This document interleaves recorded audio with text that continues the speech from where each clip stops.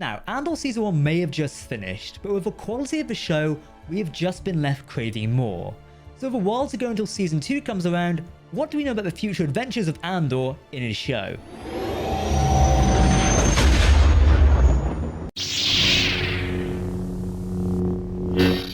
Greetings my young Padawans, my name is Captain Jack and welcome to Star Wars Now. We remind you that as we are talking about what you can expect and hope to expect in Season 2 of Andor, there will inevitably be spoilers for the first season of the show. You have been warned. Season 2 of Andor will be different to the first season. Probably still sticking to the 3 episode arcs, but each arc having a time skip, so the whole season will take us from 5 BBY to 1 BBY, and then into Rogue One, a Star Wars story.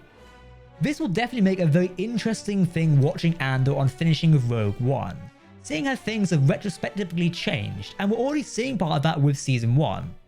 Season 2 of Andor only recently went into filming in the UK, and won't be expected to release until early 2024, which gives us a while so we can see the next season of our fan favourite show. But let's take a look on not only what we can expect from Season 2 according to interviews, but also speculate on what we might see. At the end of Season 1, with Andor having made the jump to Rebellion, becoming a force for good, as Marvel would say, he finds Luthen again, and decides to take him on board instead of killing him to remain a secret.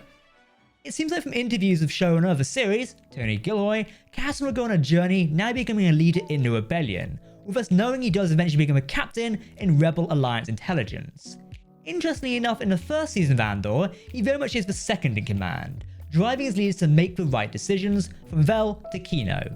So seeing him learn how to be responsible for those under him will be interesting.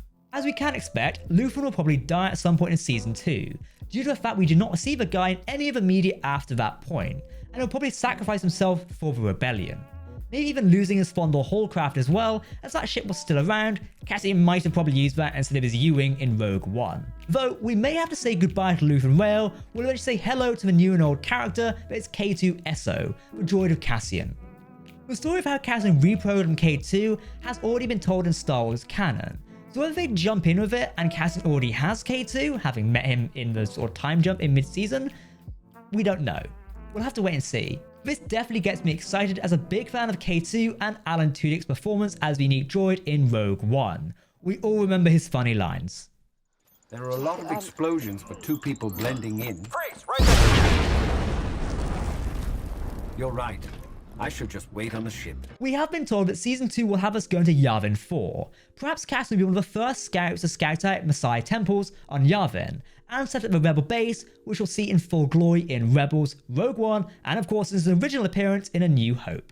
With Yavin 4 being set up, we have to talk about the de facto leader of the rebellion, Mon Mothma. Interestingly enough, though she probably has contact with Bail Organa and Luthen, Luthen is already calling the shots with regards to rebellion in Andor's first season, with Mothma only providing money for the rebellion. We will inevitably see how Mothma becomes the leader and face of the rebellion, perhaps stepping up after Luthen dies. We'll have to see. We have just seen how tied down Mothma is in Season 1, with a douche of a husband, that's how we're calling it, Perrin, and a traditionalist daughter, Leda. Will she lose them, or will she leave them? Season 1 ended with a cliffhanger of Davos Squadron, a thug from Chandrila, getting a son in contact with Leda, perhaps to eventually tie their hands in marriage, and further his power by connection to the senator. Mothma only needs the money. Could this come up and tear her family apart? We know she officially leaves the Senate due to the Gorman massacre and is branded traitor by the Emperor in 2 BBY, so she still has some time before she leaves, but could her family leave before that?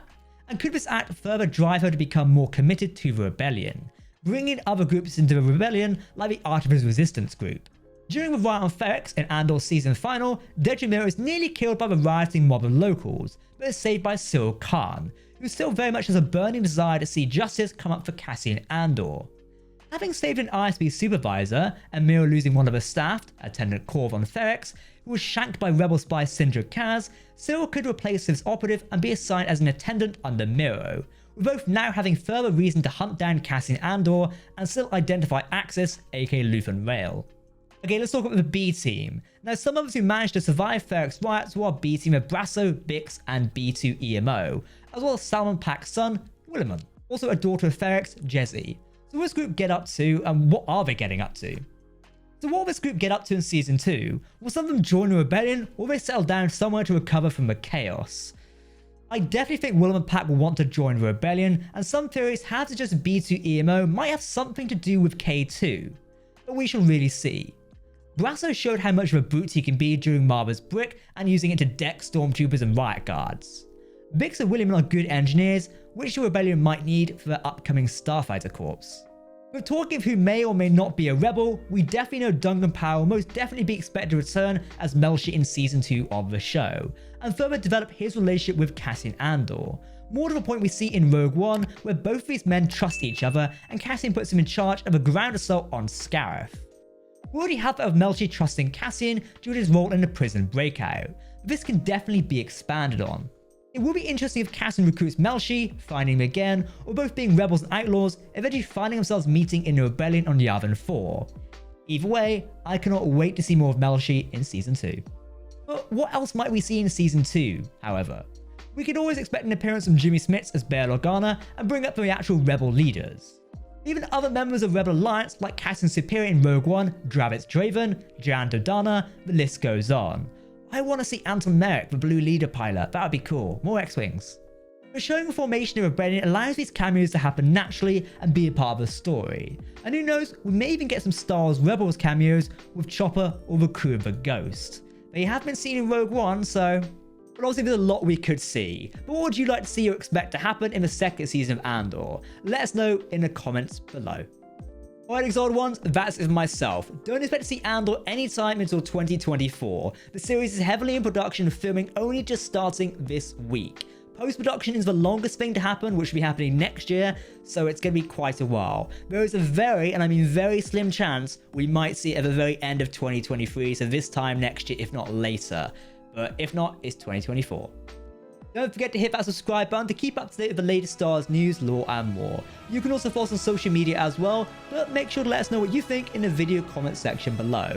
Because if you're talking Star Wars, we want to hear about it. That's it myself doing Star Wars now. I've been Captain Jack, and I'll see you very soon. Goodbye, and may the Force be with you.